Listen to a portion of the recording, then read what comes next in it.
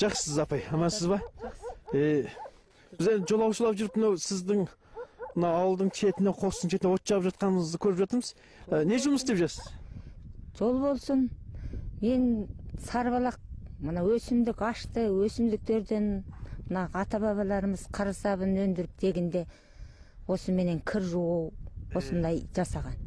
Осыны енді баладарға көрсетіп, өзім жасап, кейінгі ұрпақтарға көрсетпекпін ғой.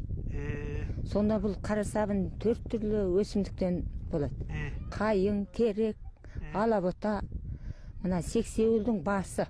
Мынаның басының кішкене үлпілдеген ол. Жуан жер жанбайды. Осыдан сол осыны өртеп, күл болады. Күл болғаннан кейін бұны суға сап, соның оның бетін шары болады, оны алып тастап, бұны қайнатамыз. Қайнатқаннан кейін бұл қайнатып бір араластырып болғаннан кейін бұны тұндырып қойып қоямыз.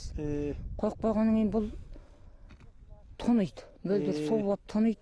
Енді қымбатты көрермен, біз енді бұрын да жолаушы айдарында осы қарасабының қалай жасалатынын, мәселен, легі бар, Тарбағатай жаққа барып алғанбыз.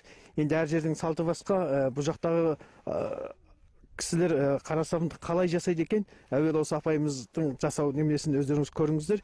Енді сізді жұмысыңыздан қалдырмайық. Сіз осы отыңызды жағып, қарасабыңызды істей беріңіз. Біз бірдемнен кейін тағы өзіңізге келеміз. Сіз жұмыс істеп жатқан кезде біз бір тамаша әнге кезек берейік, ән естейік. Ал қымбатты көрермен, бізбен бірге болыңыздар. Жүрсең алыс жерлерде, аман есен